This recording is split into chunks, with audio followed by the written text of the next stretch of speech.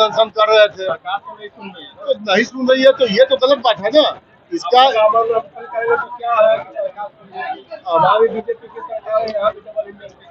तो हमारे पास संख्या है ना, हम जो है आमरण अनशन पर बैठेंगे 500 आदमी, 1000 आदमी, 2000 आदमी, 4000 आदमी, 10,000 आदमी, हम लोग घर परिवार के साथ हम लोग रोड पे आए, हम लोग आ जाएंगे। हम लोग सरकार को। नमस्कार, मैं मनीष। अब देख रहे हैं एक न्यूज़ 24। पटना नगर निगम के नूतन राजधानी अंचल में है। बता दें, यहाँ पर जितने भी कर्मचारी हैं का विरोध प्रदर्शन आप देख रहे हैं सकते हैं, वीडियो के माध्यम से आप देख रहे सकते हैं।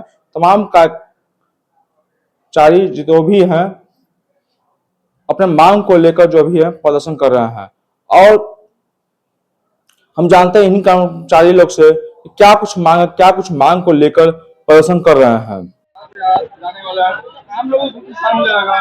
देखिए, जब पटना नगर निगम कर्मचारी हड़ताल करता है तो पटना में अनेकों प्रकार के बीमारी आ जाता है, लेकिन उसके पहले बीमारी का कोई का जिक्र नहीं रहता है।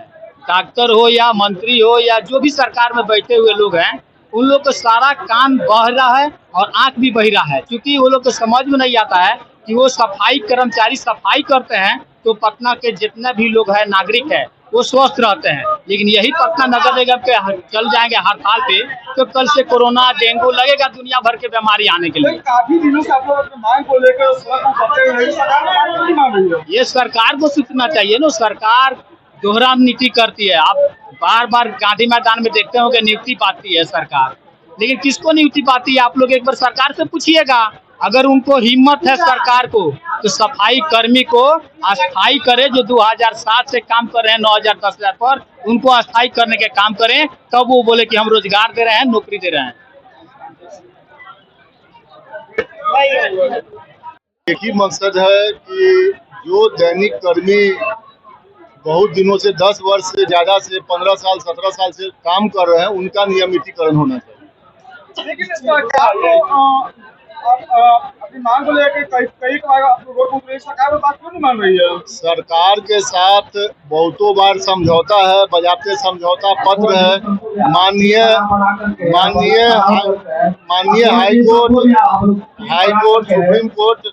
माननीय हाई कोर्ट और सुप्रीम कोर्ट का आदेश भी है। बावजूद इसके ये अहंकारी सरकार जो है, मतलब हाई कोर्ट सुप्रीम कोर्ट क्या आदेश निकाले हैं? हाई कोर्ट सुप्रीम कोर्ट का स्पष्ट आदेश है। इस आदेश के आलोक में दिल्ली में, हरियाणा में, पंजाब में, झारखंड में, मध्य प्रदेश में बहुत जगह 10 वर्ष से ज्यादा काम करने वाले दैनिक कर्मचारियों का अस्थायीकरण भी हुआ है। बस एक बिहार ही पूरे प्रदेश में, पूरे भारत देश में एकमात्र ऐसा राज्य है कि जहाँ पे कि अस्थायीकरण से अभी भी दैनिक कर्मी जो है यहाँ जो है वंचित है, अभी तक वंचित है यहाँ पे।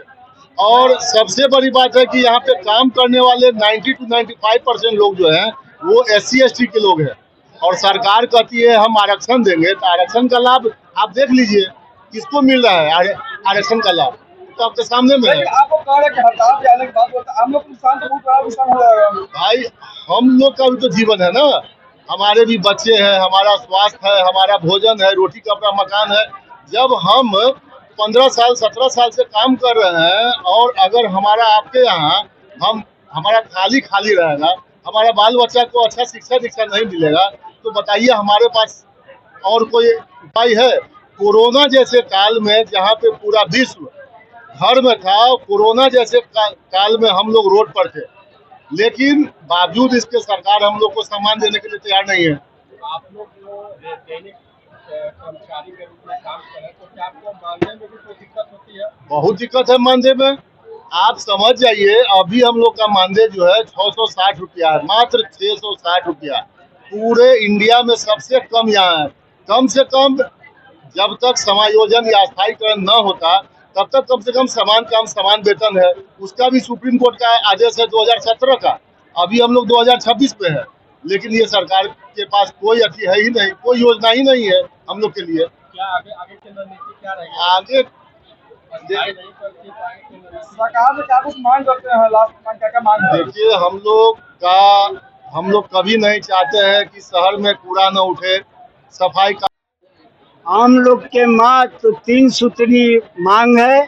दैनिक कर्मचारियों को अस्थायीकरण किया जाए, जो 17-18 साल से दैनिक पर काम कर रहा है, आउटसोर्स व्यवस्था को खत्म कर आउटसोर्स में काम कर रहे कर्मचारी जो है उसको निगम का कर्मचारी बनाया जाए, और एसीपी एमएससीपी को जो रोक लगा दिया है सरकार, उसको जो है कि रोक को हटाने का यह 3 सूत्री मांग पर यह आंदोलन चलाया जा रहा है। और यह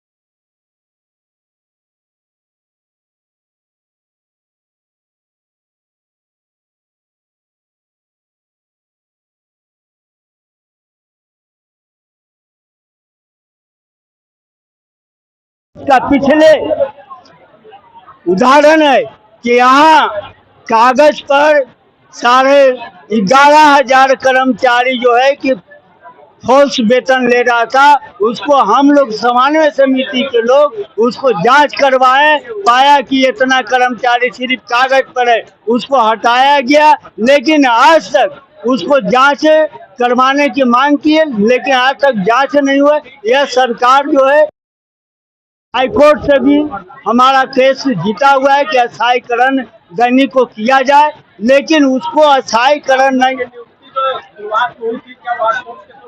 ना हाँ, यहाँ दैनिक में हुआ था समय समय पर, कभी 10 के संख्या में, कभी 50 की संख्या में, इस तरह से 2007 से लगातार दैनिक में हाँ आश्वासन दिया है कि एक बार आंदोलन में यहाँ हाईकोर्ट भी, हम लोग हाईकोर्ट गए थे, हाईकोर्ट भी कहा कि नहीं, जो दैनिक में है उसको आप अस्थायीकरण कीजिए, जो आउटसोर्स में काम कर रहा है यह अस्थायी प्रवृत्ति का काम है। इसमें हाँ सरकार बात नहीं माना, और उल्टे यहाँ ये हम लोग केस जो जीत गए थे हाईकोर्ट से, उसमें सुप्रीम कोर्ट पर चला गया सरकार, और वहाँ भी यह चाह रहा था कि इसको हम स्टे करें, लेकिन सरकार